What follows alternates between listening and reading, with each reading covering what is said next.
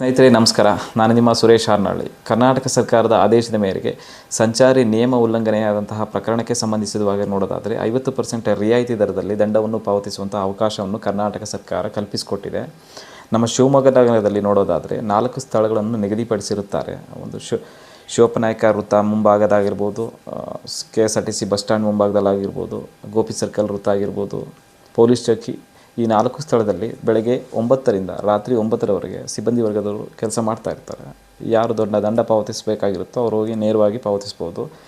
ದಂಡವನ್ನು ಪಾವತಿಸಿದ ನಂತರ ರಸೀದಿಯನ್ನು ಸಹ ಪಡಿಬೋದು. ಯಾವುದೇ ರೀತಿ ಇನ್ನೊಂದು ವಿಶೇಷವಾದ ಸೂಚನೆ ಏನಂತ ಹೇಳಿದರೆ, ಯಾವುದೇ ರೀತಿ ಆನ್ಲೈನ್ ಚಲನ್ಗಳ ಮೂಲಕ ಹಣವನ್ನು ಪಾವತಿಸುವ ಒಂದು ಅವಕಾಶ ಇರೋದಿಲ್ಲ, ದಂಡವನ್ನು ಪಾವತಿಸುವ ಅವಕಾಶ ಇರೋದಿಲ್ಲ.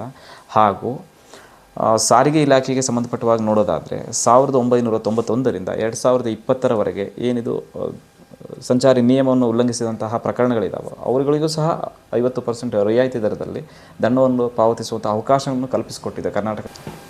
ಹಾಗೂ ವಿಶೇಷವಾಗಿ ಲಿಂಕ್ಗಳ ಮೂಲಕ ನಾನು ಹಣವನ್ನು ಪಾವತಿ ಮಾಡ್ತೀನಿ, ದಂಡವನ್ನು ಪಾವತಿ ಮಾಡ್ತೀನಿ ಅಂತ ಎಲ್ಲಾದರೂ ಹೇಳಿದರೆ, ನೀವೆಲ್ಲೋ ಲಿಂಕ್ ಕೇಳೋದು ಕ್ಲಿಕ್ ಕೊಟ್ಟರೆ ನೀವು ಸಹ ಸೈಬರ್ ಕ್ರೈಮ್ಗೆ ಒಳಪಡುವಂತಹ ಅವಕಾಶ ಇರುತ್ತದೆ. ಅದೇನಿದ್ದರೂ ಬೆಂಗಳೂರಿನ ನಗರದಲ್ಲಿ ಮಾತ್ರವಾಗಿ ಸೀಮಿತವಾಗಿರುತ್ತದೆ. ಇಂತಹ ಮತ್ತಷ್ಟು ಸುದ್ದಿಗಳಿಗಾಗಿ ನಮ್ಮ ಚಾನಲ್ನ ಸಬ್ಸ್ಕ್ರೈಬ್ ಮಾಡ್ಕೊಳ್ಳಿ ಯೂಟ್ಯೂಬ್ನಲ್ಲಿ. ಧನ್ಯವಾದಗಳು.